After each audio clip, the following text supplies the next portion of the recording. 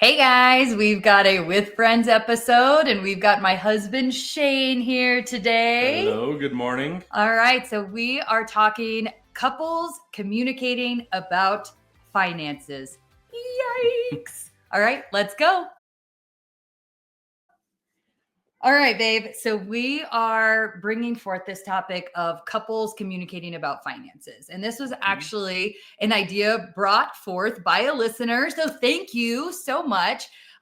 You guys really love when I bring the husband on. He's got some I get lots of comments about you actually. Nice.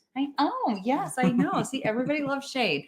All right, so we are diving into this topic of finances because when this topic was brought forth, it was like, hey, what do you do in your relationship when there's always a spender and then there's a saver? Or hey, one person really manages our money and I've got this small little fund that I can go out and buy Starbucks coffees with. Or hey, how do you get on the same page? And or two things like, I think the number one leading cause of divorce is still money.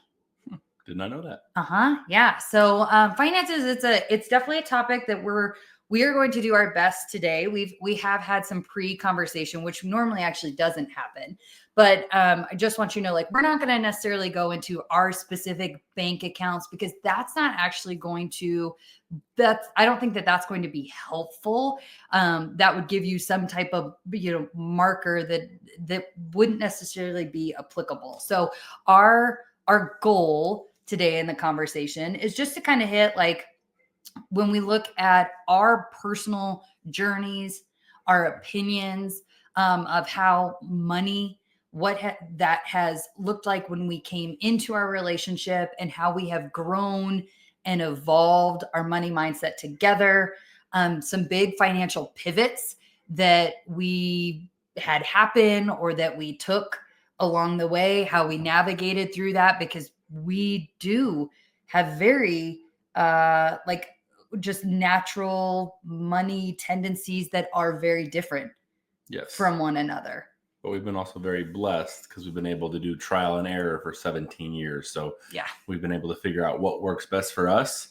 And we've also involved others to learn and grow together. So yeah, we've figured some things out. We figured some things out for sure. And yeah, and I'm so glad that you mentioned that we brought others in too, because I think sometimes we try to learn in silos, or we're seeking out podcasts, we're seeking out YouTube videos, we're Googling. And really there's a lot of time there are resources that maybe we don't. I mean, I think it wasn't until truly in the last 3 to 5 years that we even started talking about our finances openly with our close friends. Yes. And then being able to learn from them. And it was like, wait a second, I didn't know that. And yeah, resources and education are key. Yeah, they're key. So let's start with when we first came into our relationship. Obviously, we've been together 17 years, so we were babies, but still in our young 20s, navigating, being on our own, our money mindset. So what would you say if you rewind time, what would you say were some of your beliefs around money then?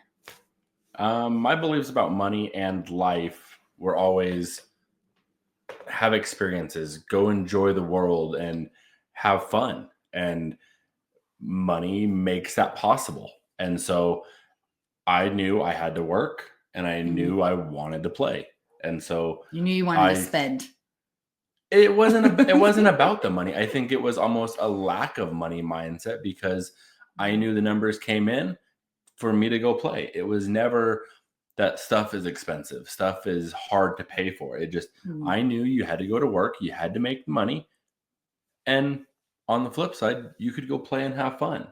And I was never grown up about talking about money. I was never sat down to say, invest here, spend here, do this, do that.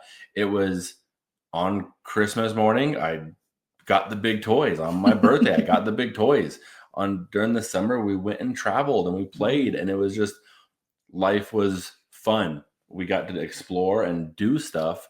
And so I knew that's what I wanted to continue to do, but I didn't know the smartest way to do it. I just knew a way to do it.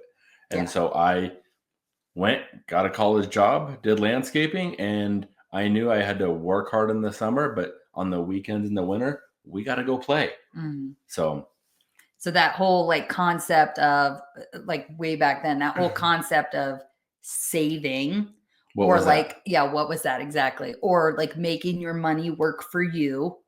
What was that? Like Nope. to some degree, the money was working for you because you got to go play.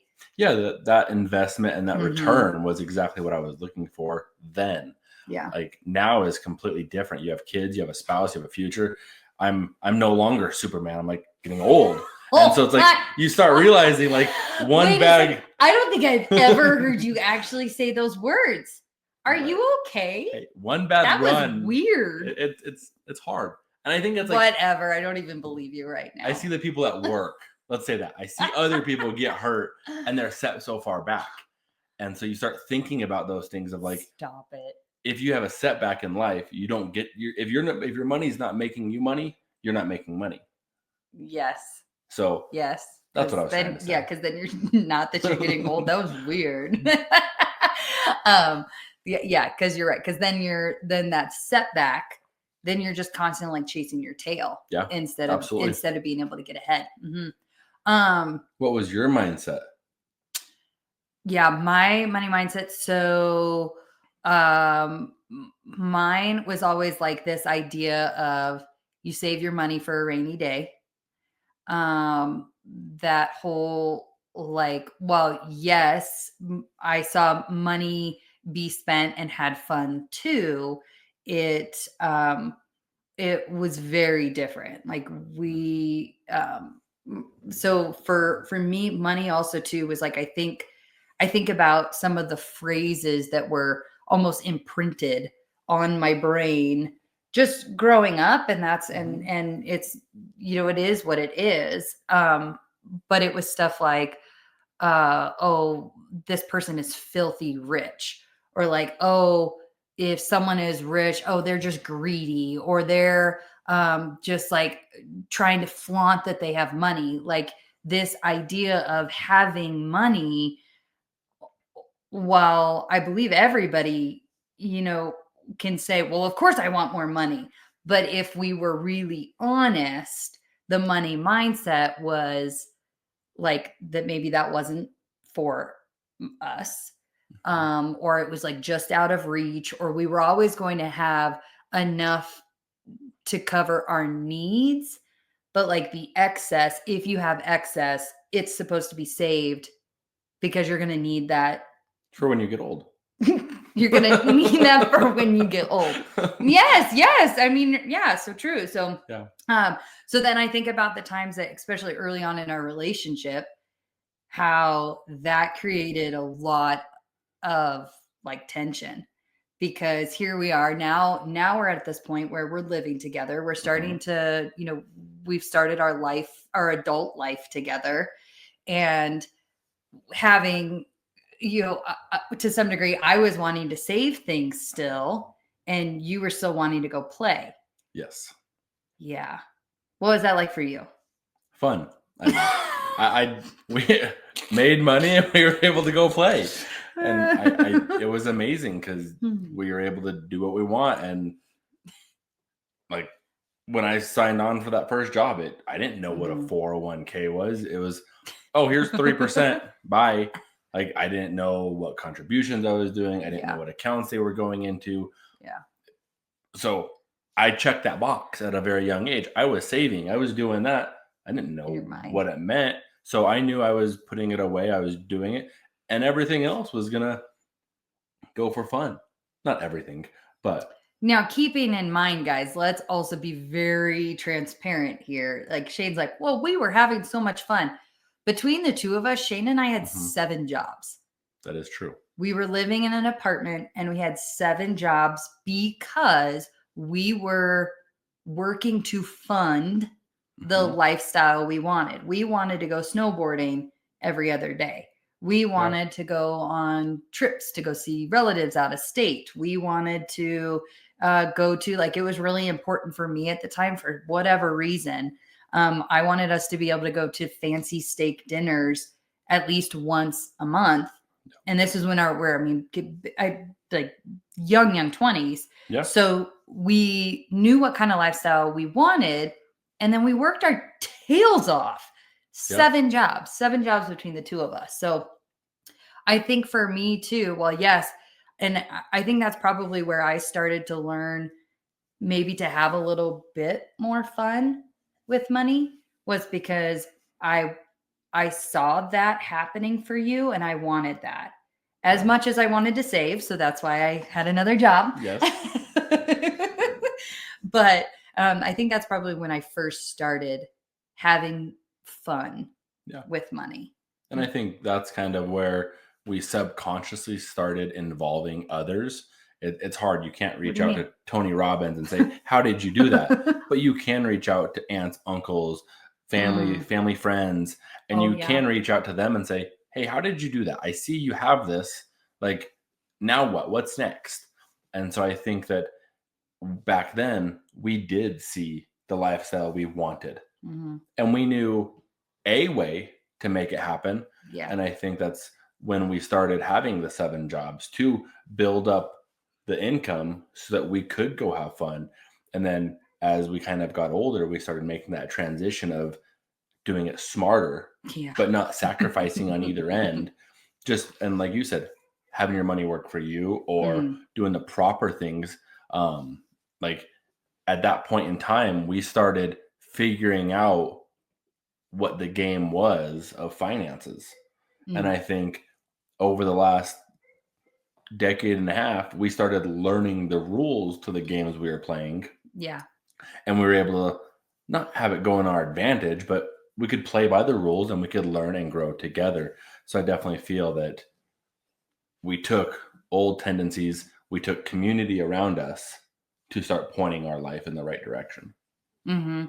What about, were there any of like my saving tendencies that drove you nuts, or or maybe how I was managing money? Yes. Tell me more. So, and I think, again, this goes back to knowing the rules of the game and having that piggy bank doesn't collect interest. It just sits there. And my thing was, if we had a loan and we were paying interest on that loan, but you had money accumulating in a piggy bank, like we were losing double, because we weren't gaining money over here and we were just spending over here. So when you would want to pay off that truck at a 0% interest rate at a faster rate, I was like, I didn't understand. And we did that for years. So early on in the relationship, I was our CFO for our house. Like, I managed our money.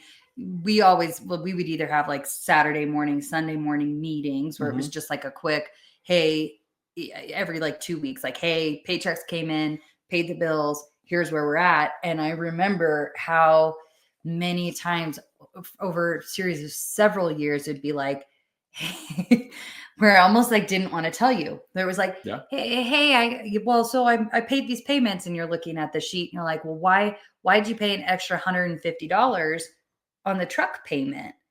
And it was like, well, because we had an extra $150, and if I can pay that sucker off sooner, then that's that much less debt that we're carrying with us. And you're like, okay, but why not put that 150 over here? And I remember then the next time I would be paying bills, it'd be like, okay, maybe I'll just do an extra 100 on the truck, and the $50 can go wherever the hell Shane wants it, so that I don't have to so I'll appease him.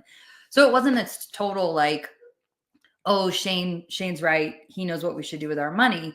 It was like I think there's ways that you can bring both of the strengths. Every player has different strengths. Yeah. Into the like money management of your home. And I say that because that's what we've done. Yeah. I think too, kind of like this whole idea of like saving and spending.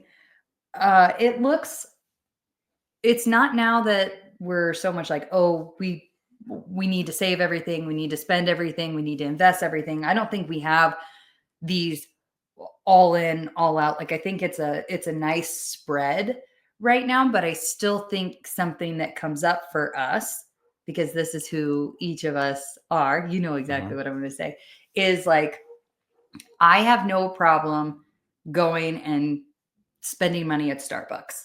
In fact, I'll feed the whole family. Like, hey, everybody wants a breakfast sandwich. Everybody wants a coffee, $45. Sure. Here, let's go. No big deal to me. But you feel differently about that. I do. I want the experiences. Like, I experienced dang good thing of coffee. I think this cup of coffee is delicious. Because it's made with love. You're welcome. In our own kitchen. It's not as good, but and so I appreciate a home. I don't want to say a homegrown cup of coffee, but if it was up to you, you would. One day. Yeah. But yes, I want to. I say be smart because that's my thought process on the situation. But language is important. Language is very important. Yeah. I find experiences more important. And when I say experiences, it's not sitting down at a coffee place on a Saturday morning. Yeah. I like being home. I like doing that. And then I like going farther than the coffee shop. I want to go to the mountains and go dirt bike riding or try it. Like my first one was the Razor, then the camper, but it was always, let's try it because I'm not married to anything but you. And so when I go buy something, I do my homework, find the good deal. And then if it doesn't work out, sell it. Yeah. And if you have the proper maintenance, but that's a whole different side of the conversation, but you take care of your investments, they take care of you, and you can try more things. And so I really like to, one, trial and error, try stuff in a smart, educated process. So do your homework, figure out what you want to do, and then go do it. And another thing is traveling. I like traveling. A cup of coffee in Ireland is way better than Starbucks coffee, but that's my preference. So it drives you nuts when I want to go to Starbucks, and that's no big deal to me. That it kind of irks you a little bit. It's just not my cup of coffee. It's not. I see what you did there. Oh my gosh, you're so funny. So it's just not your cup of coffee that you would want to spend the money on. Correct. So then, like, what does that conversation, for the sake of bringing this forward, like, what does that conversation look like when maybe I've gone to Starbucks a couple times a week, but we've also talked about, hey, we want to go to this new foreign place. We want to, give our family this experience that we claim we're saving for. We claim we're budgeting for. We claim that we're moving our finances around so that we can fund this vacation. But then you see me going to Starbucks. So what does that interaction between us normally look like? I think going back to the whole game analogy, like knowing the game you're playing. I know as my wife, those are your wants and needs. Yeah. And so how can we do that a little bit more educated?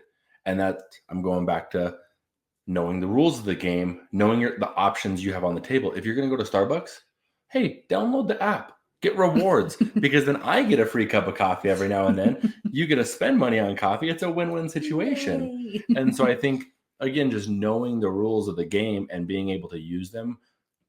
And I feel like the word advantage makes you feel like you're taking advantage of someone or the system. And I don't think that's the case. I think that you're playing by the rules, which allows you to win.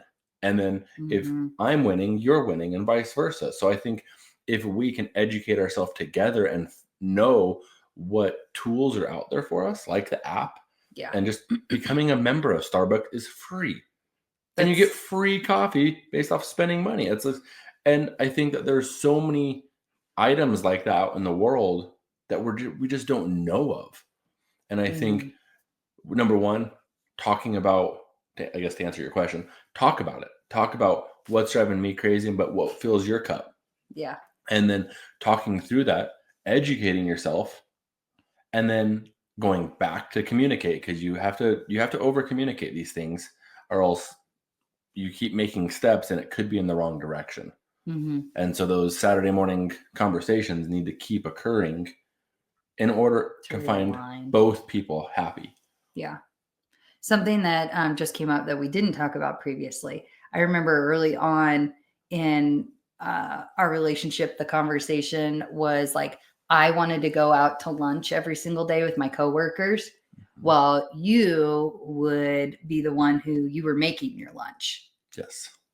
And I remember how many times it was like, well, no, I'm making this money, for gosh sakes. If I want to get out of the dang office and go, I'm going to go do it. Yeah. And how frustrating that was when you, as the other party, you were like, okay, but I also want to take a break. And here I am, you making my turkey sandwich again.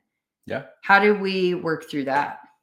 I think life. I think that time, I think that experiences, I think that the profession you're in, and more than anything, grace. I definitely think that me not being in a sales atmosphere or a high pace business office, I was unaware of the mental stresses that you were occurring, or not occurring, but like absorbing on a daily basis. And that was your way to reset. Yeah. And that was the uneducated side of myself, because 15, 16, 17 years later, I'm eating steak and lobster at work, and you're stuck at home making your turkey sandwich. And so, oh my gosh, the tables have totally turned. You're still right. But it kind of hurts. You're like, you're right. You're right. It's the blessings of the firehouse that provide me the opportunity to eat with the guys at the firehouse. Well, I am at home making mac and cheese and dino nuggies, okay? but that's life. That's the way life has progressed. Isn't that funny? Like, you've chosen to work from home. Yeah. Because of the 99 other benefits. Yeah. You got to eat by yourself. But that's funny. I didn't quite realize how much that had come full circle. Totally full circle. Yep. That's crazy. Yeah. Yeah. Because in landscaping, I was by myself out in the field. All day long. Just eating a turkey sandwich under a tree by myself between jobs. And now here we are. Yeah. It's to the point where I can't call him and ask him what he's having for dinner when he's on shift, because he's like, oh, we're making chicken cordon bleu and asparagus. I'm like, what? Yes. I just heated up dino nuggies. The pictures have stopped going your direction. Meals. Yeah, I just think it's best for our relationship right now. Duly noted. Duly noted. Okay, wait. So you also said something too that I wanted to go back to, babe. You were referencing. So yes, like the Starbucks app. Like, for instance, I don't even think I had the app until a year ago. I have had this Starbucks, we'll say addiction, for much longer than a year. So I think about now that I actually got the app and all that jazz, like it's the same thing with like all the credit cards that are out there. There are credit cards that, offer rewards. Yes. Get yourself, I think sometimes we go, oh, I don't want another credit card. And I'm not here giving financial advice. That was absolutely not the purpose of this episode. No. Like that's not what I'm saying. What I'm saying is there are systems in place, and this goes back to knowing the rules.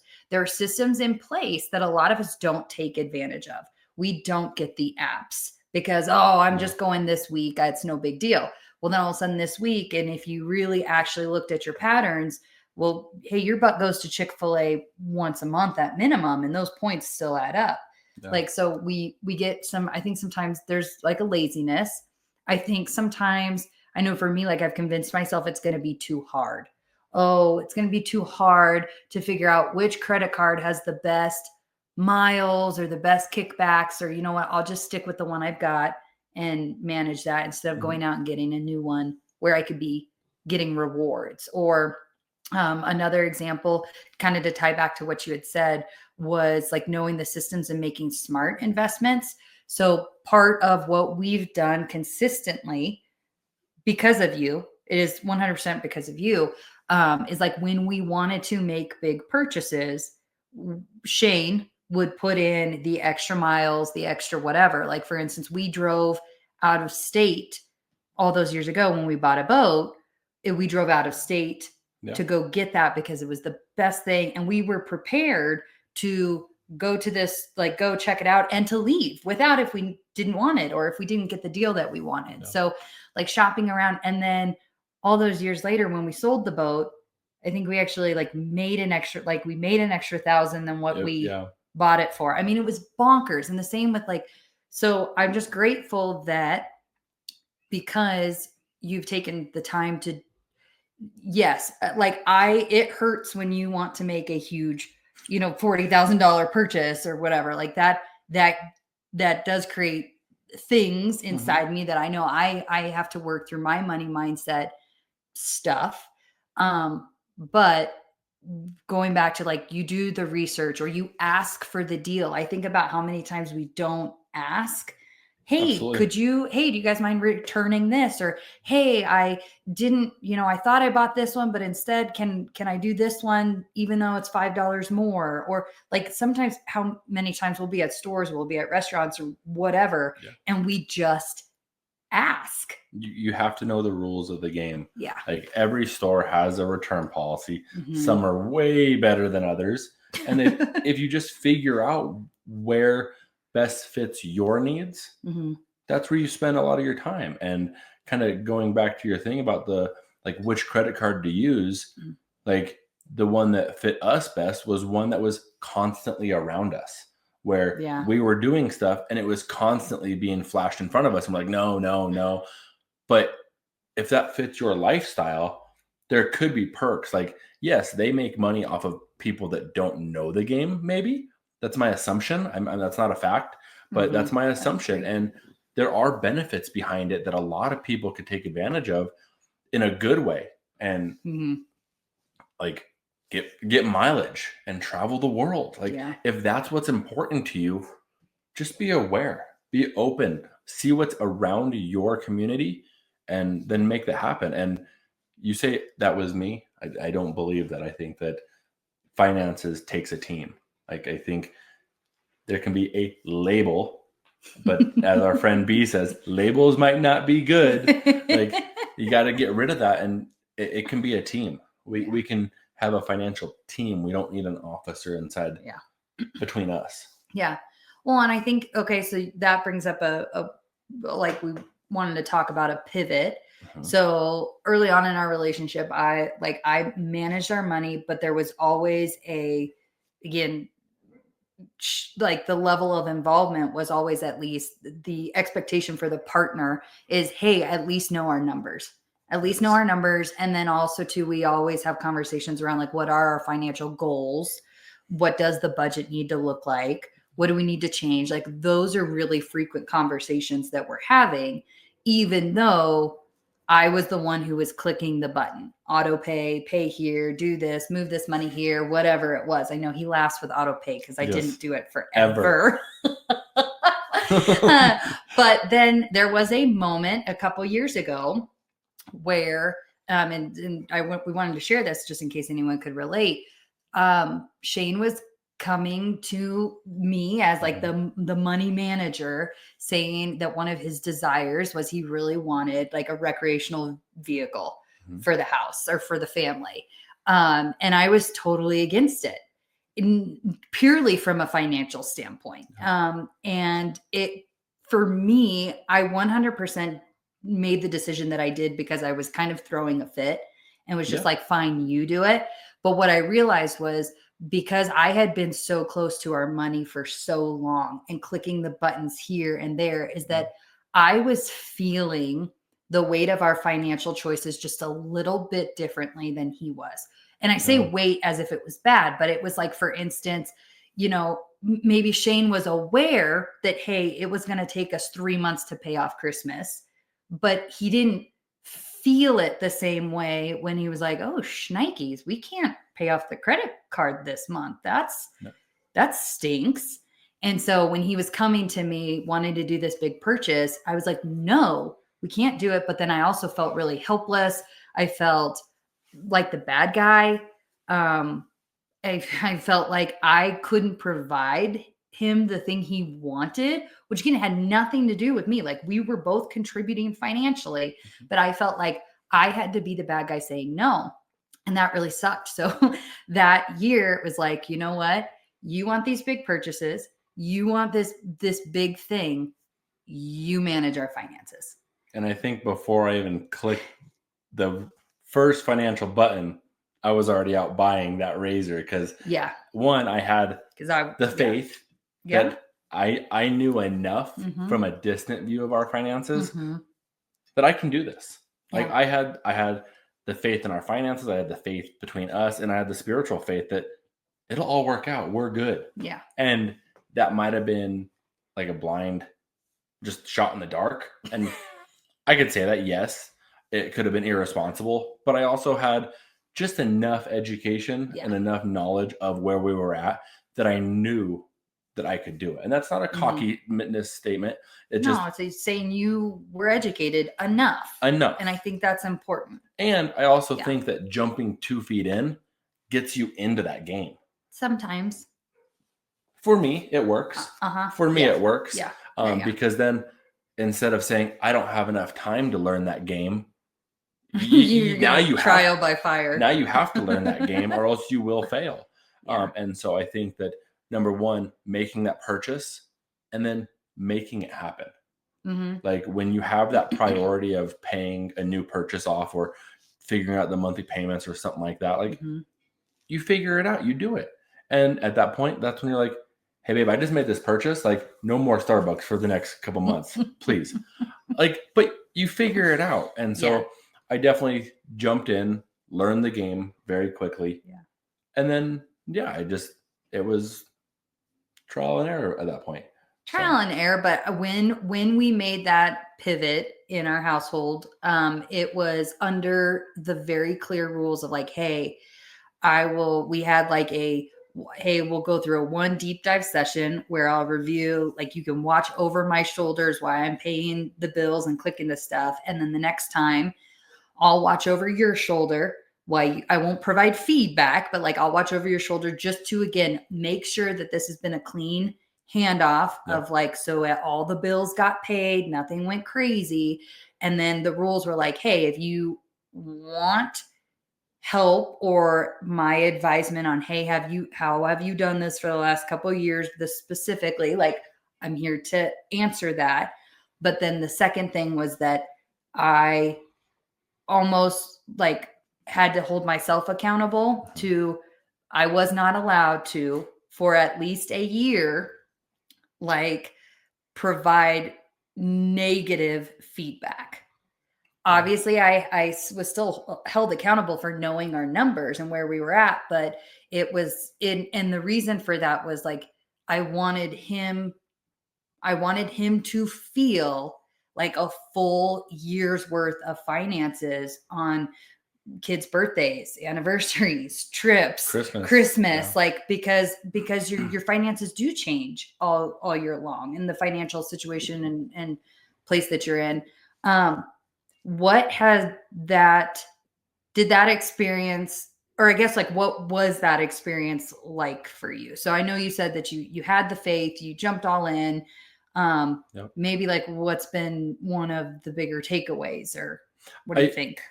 I guess thinking back on it, because I haven't really thought about it since. And I think a couple of things are coming to thought process right now that I haven't thought about. So I think number one, I think that 1 year of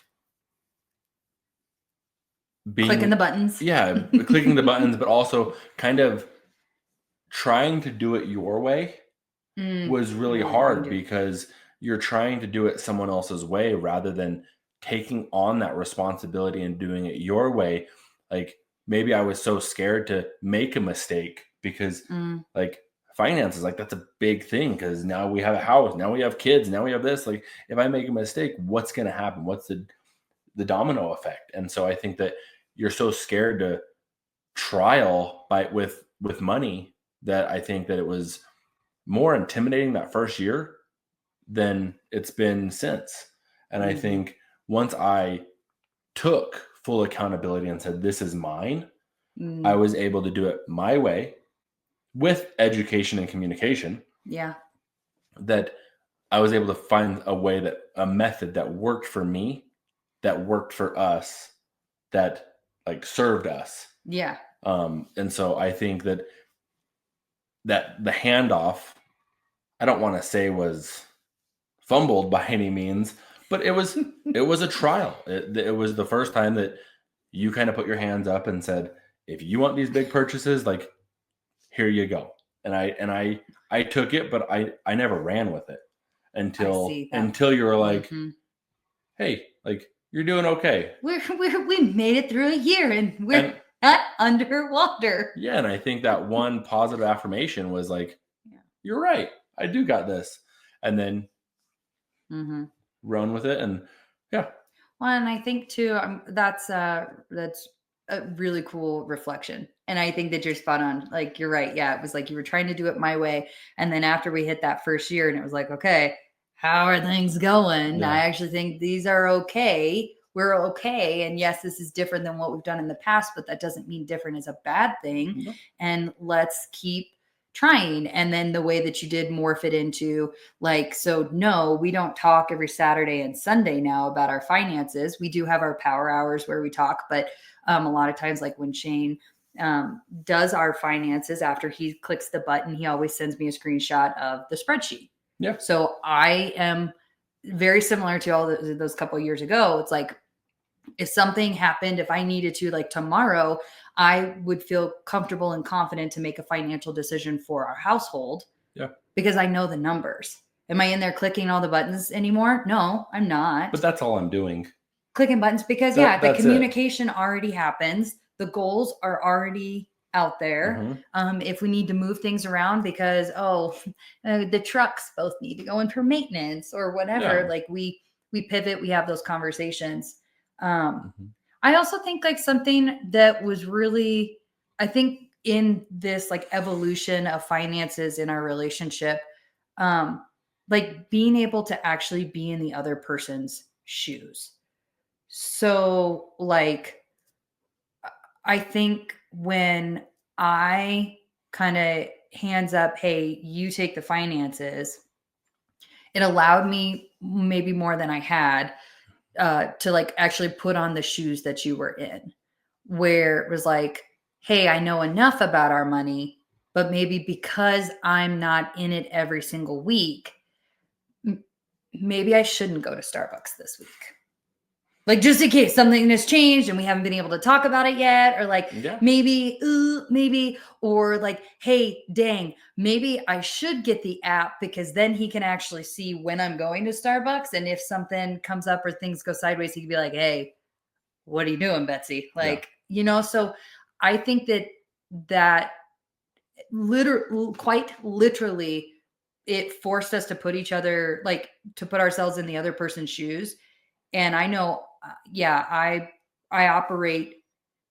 Actually, sometimes I even say that like this big change that I've made over the last year with leaving my corporate job, I have said it over the last year that I don't know if I would have done that if I was still clicking the buttons with our finances, because to some degree, especially with my like saving mindset and my money mindset looks totally different today than it has even a year from now or a year ago. But oh dang it, where was it going? Oh yeah, I think that it was like because I was so close to it, I was scared to make some decisions that I knew I needed to make for myself. Well, it's like when you look at a microscopic view versus the 100-foot view.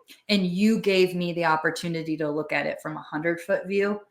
And I do think I needed that to be able to make some of the decisions that I've made over the last year. Yes. And I think that just going back to like knowing each of our strengths, like in my mind, like, and going back to my childhood, like money was no more than just a number. And so those spreadsheets work for me because they're numbers. They're numbers. And I'm able to like move small numbers around, big numbers around, just numbers in general. I'm able to make those numbers happen on paper.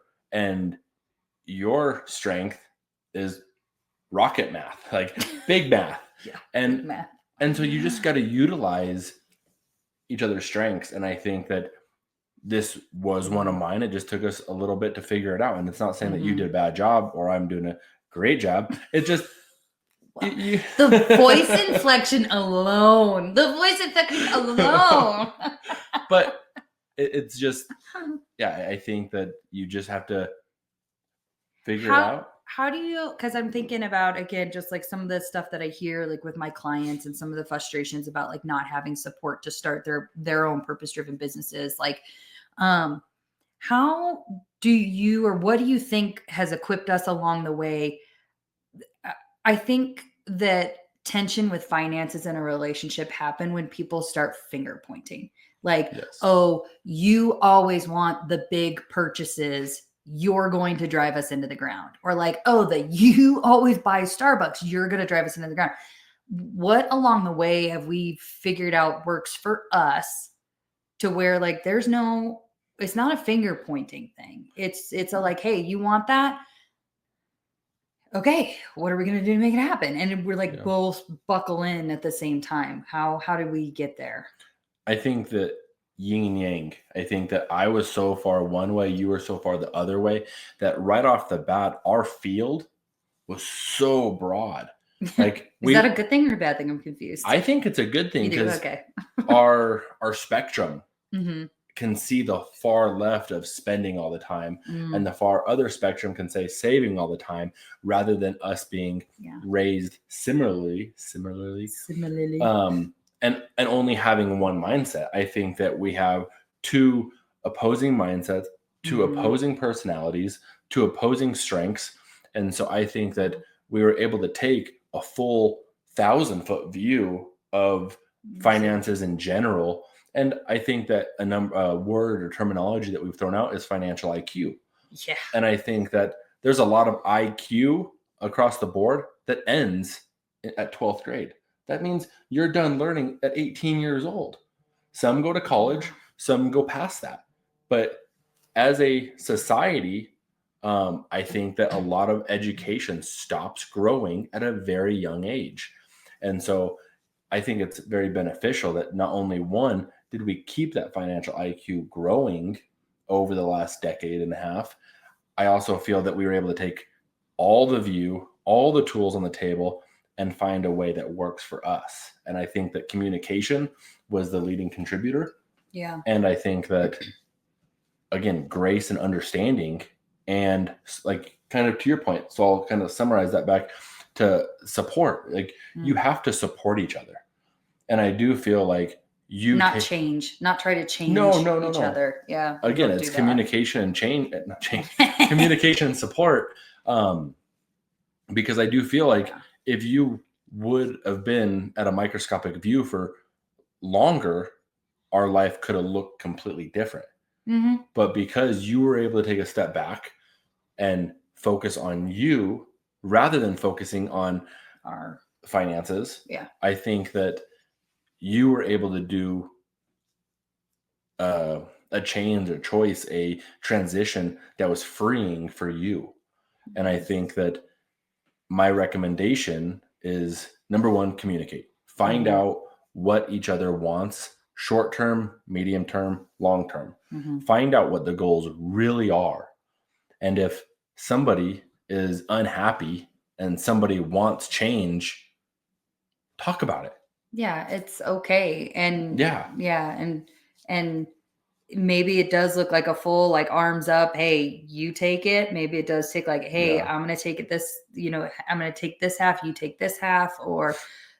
But yeah, to your point about the communication, it's even when I was managing it or you were managing it or what, like we're never, the other party is never completely hands off.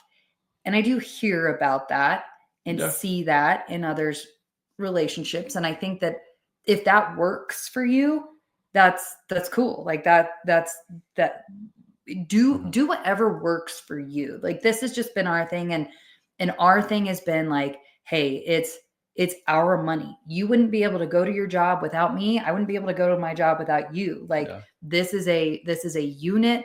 Everybody has their own strengths, and we need each other. So every dollar you earn, I'm earning that dollar too, in a different way. But it's like, and I think what I have seen and heard too is that, like, for instance, if someone has a higher paycheck, a significantly higher paycheck than their spouse, that then the spouse normally who is pulling in the higher paycheck kind of feels like, oh, I'm providing, like, that's my contribution to the household. And then the other spouse is supposed to pick up even more, like, household responsibilities. Like, so the breadwinner is like, hey, I did my job, I did my hard work, comes home at the end of the day, throws their feet up on the couch. Well, the other spouse is like busting their booty, still in maybe a job. Well, I think everyone's busting their booty. Yeah. I think everyone is trying to work hard. Booty, yeah. And I think, kind of going back to that financial IQ, the person that's making more money either has a couple options. They're doing what they love and it pays off, like a doctor, lawyer, like someone that actually went to college and figured out and following their life's dreams, or someone that has a higher financial IQ and has figured it out and they are doing great. Or, like, regardless, if that money in is more than the person with less money in, I just feel like that's their strength. And speaking of strength, like, but it doesn't mean that their value in the household is only tied to their paycheck. No, I think everyone has their strength. Like, if someone's stronger than the other person, that doesn't make them better than the other person. That's their strength. If someone's better at cleaning or better at cooking, or, like, there's going to be someone better than, like, there's only two people. Someone's going to be better than the other person in every. Which is not a win it's not a winner versus loser. It's just it's like I have strengths, you have strengths. The best way for us to get ahead in life, in finances, in relationship with our kids, anything, is how do we collectively leverage my strengths? Yep. How do we collectively leverage your strengths?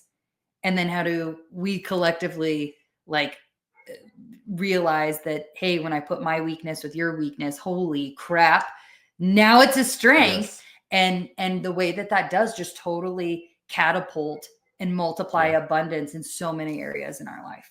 Yeah. I think, to, like, summarize my side, it's not about the Starbucks and the toys. It's not about that. It's about knowing what game you're playing, knowing the rules of that game, and knowing the players in that game. Like, Bravo. You are great, I am great, and together we are great.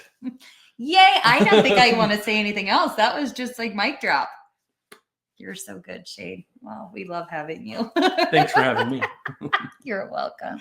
All right, cool. I really think that was great. And thank you. I always appreciate you bringing your perspective forth. And I know other people really do too. Like I said, I started the episode saying I'm getting incredible feedback for the value that you bring to the table. Yes. Obviously, the value I bring too. But I know that together we're superhuman, and I'm so grateful for you. So thank you. Thank you guys for listening too. Hopefully this was helpful. And again, we're not, financial advisors by any means, but we do know that we've experienced a lot of growth with our own money mindsets and the way that we not only spend, save, and invest, and have figured that kind of stuff out. But I think more than anything, like, communication is definitely a strength for us. So hopefully you were able to resonate with a couple different things, maybe that Shane said, maybe that I said, maybe collectively. And if you're ever interested in continuing the conversation, you can always reach out to me. I always put a lot of links in the show notes, but my direct email, I don't have any bots answering or anything like that. It's Brittney@BrittneyTalinci.com. Reach out to me. Happy to have additional conversations, especially if it positions you to start or to scale your own purpose-driven business. So again, until next time, thanks for being here. Thank you. All right. Bye. Hey, thanks for listening to today's episode. It means the world to me that you're here to ride in the struggle bus with me, and that you're willing to consider different perspectives, tools, and techniques that just might provide a little bit of relief and get you one step closer to the abundance that is available and waiting for us all. I hope you take a moment to grant yourself some grace where you've been denying it, some love where you didn't realize maybe it was right in front of you, and some faith where you thought all was lost. If this episode had an impact on you, would you please share a comment with a review? I'd love to hear what landed for you, and it helps us get the word out to our fellow struggle bus riders. So please review what was impactful for you. Just know these episodes are a pure labor of love in a space where I'm growing alongside you. I'm evolving every day, and I look forward to all the ways and the things and the perspectives and opinions and choices that will change over the course of time in my own life, day to day. Until next time, just know that you are loved, you are divinely cared for, and in the struggle, the journey of this life really is beautiful. I'm glad that we're in it together. Cheers.